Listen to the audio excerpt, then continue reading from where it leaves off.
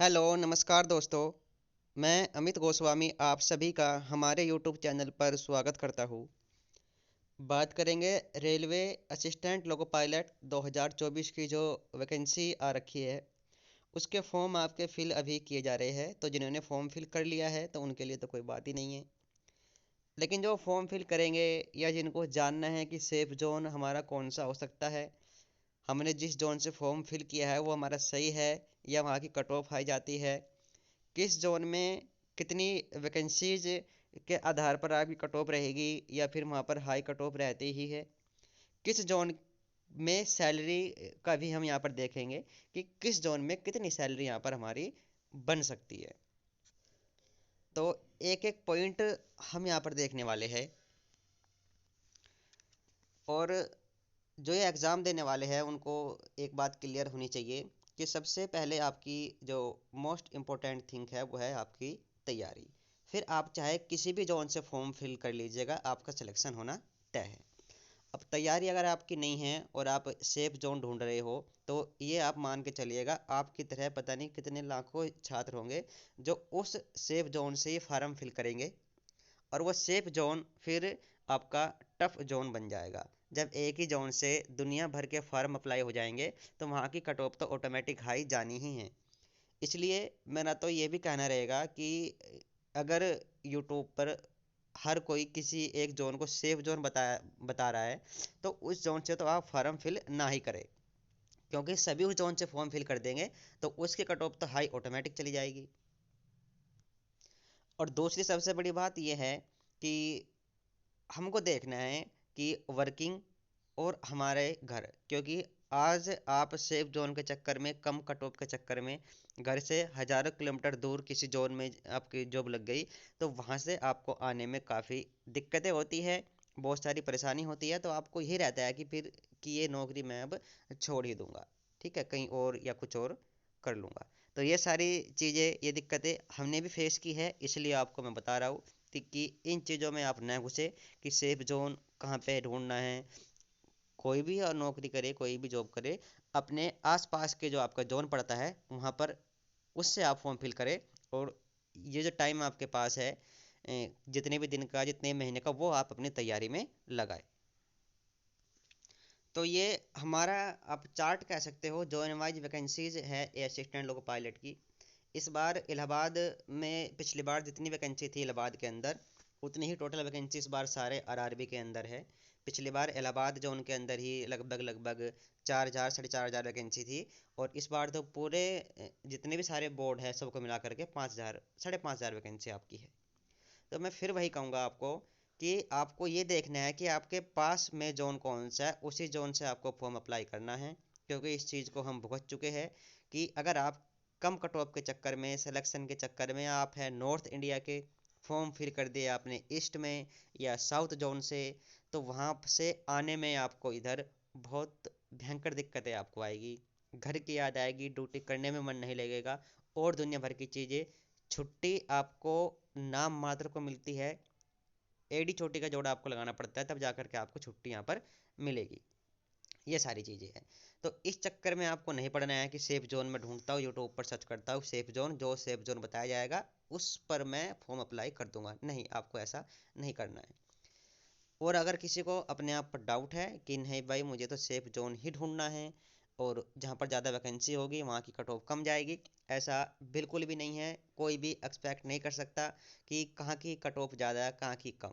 ठीक है, वैकेंसीज का आधार पर आप देख सकते हो कि जैसे बिलासपुर की वैकेंसी बहुत ज़्यादा है तो हो सकता है यहाँ पर कट ऑफ थोड़ी कम चली जाए। अब वैकेंसी ज़्यादा है तो नंबर ऑफ फॉर्म सबसे ज़्यादा बिलासपुर में ही डाले जाएंगे, क्योंकि हर कोई यही सोचेगा। तो कट ऑफ आप कह सकते हो वहाँ के बढ़ने के चांसेस पूरे पूरे हो जाते हैं। लेकिन अगर पिछली बार की बात कर ले तो अजमेर बोर्ड आपका हो गया, आपका बेंगलोर हो गया, तिरुवनंतपुरम हो गया, रांची हो गया, ठीक है, इनकी कट ऑफ थोड़ी हाई गई थी। सिकंदराबाद हो गया, इनकी कट ऑफ हाई गई थी। आपका जो इलाहाबाद है, चंडीगढ़ है, ठीक है, और आपका ये कोलकाता है, और मालदा, मुंबई, गुवाहाटी, गोरखपुर, इनकी आपकी कट ऑफ रहती है मीडियम, एवरेज रहती है, ना हाई ना ज़्यादा। फिर आपका भुवनेश्वर है, भोपाल है, अहमदाबाद है, इनकी कट ऑफ थोड़ी लो रहती है। ठीक है, पटना है, तो ये आप सिलीगुड़ी है, इनसे आप देख सकते हो। ठीक है, मैंने जो बताया है इस वीडियो को बैक करके आप सुन सकते हो मैंने किन किन के नाम लिए हैं। तो ये आपका है। अब जिनको सैलरी से मतलब है, दूरी से मतलब नहीं है, उनके लिए मैं बता दूं कि सैलरी आपके जोन टू जोन वेरी करती है। आपका जो बेसिक है, चारे डीए वगैरह, ये सब भी वेरी करता है, लेकिन नॉर्मल इनका आप कह सकते हो कि एक ये फिर भी सबका, चलो हम मान लिया कि ये एवरेज यहाँ पर आपका टिका हुआ है। अब जो आपकी सैलरी बनती है वो बनती है किलोमीटर के ऊपर। जितनी आप गाड़ी चलाओगे किलोमीटर, उसी किलोमीटर का आपको पैसा मिलता है, जिसमें काफ़ी ज़्यादा सैलरी में वेरिएशन आता है असिस्टेंट लोको पायलट की।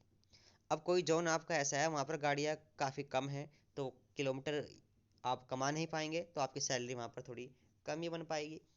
अब कोई जोन ऐसा है जैसे आपके छत्तीसगढ़ के साइड में हो गए, बिलासपुर वगैरह, यहाँ पर कोयला जो है काफ़ी ज़्यादा निकलता है, काफ़ी ज़्यादा गाड़ियाँ वहाँ पर चलती है। या फिर वो पट्टी आप देख सकते हो जो एक न्यू लाइन बनी है टीएफसी, जिसको डेडिकेटेड फ्रेट कॉरिडोर कहते हैं। जहाँ पर वो चलती है, वहाँ पर जो है मालगाड़ी के जो लोको पायलट है, वो किलोमीटर बहुत ज़्यादा कमाते हैं, सैलरी बहुत ज़्यादा उनकी बन जाती है। मिनिमम जो आप एवरेज कह सकते हो 3,000 महीने के अंदर गाड़ी चला लेता है एक लोको पायलट। लेकिन जहाँ पर ये डीएफसी वाली लाइन है, तो वहाँ पर लगभग लगभग 6 से 7 हज़ार किलोमीटर वो चला चला लेते हैं, या इससे ज़्यादा भी। मोस्टली आपने देखा होगा ये चंडीगढ़ जोन में अम्बाला, दिल्ली डिवीज़न, एनसीआर, ये अलीगढ़, टूंडला वगैरह, जिस ये इस लाइन में है, इस लाइन में आपकी ये डीएफसी लाइन कार्य कर रही है। तो 3,000 किलोमीटर, 4 रुपये आप लगा सकते हो कि 4 रुपये मिलता है किलोमीटर का, तो 12,000 आपके यहाँ पर सैलरी एक्स्ट्रा आपकी बन गई। लेकिन जो 6 या 7 हज़ार किलोमीटर कमा रहे हैं, यानी कि वो 4,000 लगभग आपसे ज़्यादा कमाएंगे किलोमीटर, तो 4 या 12, यानी कि 12,000 आपसे वो ज़्यादा सैलरी में कमा लेंगे।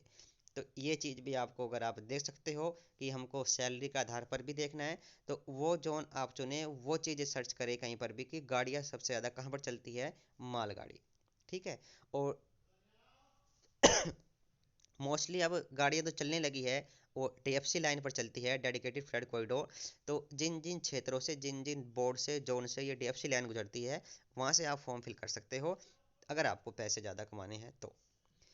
बाकी वैकेंसी सबसे ज़्यादा कम आप देख सकते हो, गोरखपुर में तो 43 वैकेंसी है, जम्मू कश्मीर 39 वैकेंसी है। तो ऑटोमेटिक भी यहाँ पर कट ऑफ आपकी काफ़ी ज़्यादा हाई जाएगी। ठीक है, कोई कम वैकेंसी है, पर हो सकता है फॉर्म भी कम जाए, तो उसी आधार पर आप ज़्यादा कहीं का भी ये एक्सपेक्ट नहीं कर सकते कि कट ऑफ कहाँ की कम जाने वाली है, कहाँ की ज़्यादा जाने वाली है। मेरा तो यही कहना है कि जो भी आपका घर जिस भी जोन के आसपास पड़ता हो, अपने घर को देखते हुए फॉर्म फिल करें, ताकि आपकी जॉब आपके घर के आसपास लगे। क्योंकि वहाँ से बाद में ट्रांसफ़र होने में बहुत सारी दिक्कतें आपको झेलनी पड़ेगी, बहुत सारी दिक्कत झेलनी पड़ेगी। कहना आसान है कि हम तो कर लेंगे, लेकिन नहीं हो पाता है। 5-10 साल आपको लग जाते हैं ट्रांसफ़र होने में। हालांकि किसी किसी का 1-2 साल के अंदर हो ही जाता है, लेकिन फिर भी 5-10 साल आप मान करके चलो। इतना समय काटना किसी दूसरे शहर में, दूसरे क्षेत्र में बहुत ही मुश्किल होता है। तो सबसे ज़्यादा आपको ये देखना है कि मेरे पास ये वाला बोर्ड है, यहाँ से मैं फॉर्म अपना फिल करूँगा। असिस्टेंट लोग के पद के पर मैं कार्यरत हूँ। कोई डाउट अगर आपका है किसी भी चीज़ को लेकर, आप कमेंट करके पूछ सकते हैं। अगली वीडियो में हम बनाएंगे कि 2018 में कट ऑफ किस जोन में कितनी गई थी और किस कैटेगरी की कितनी गई थी, उसके ऊपर।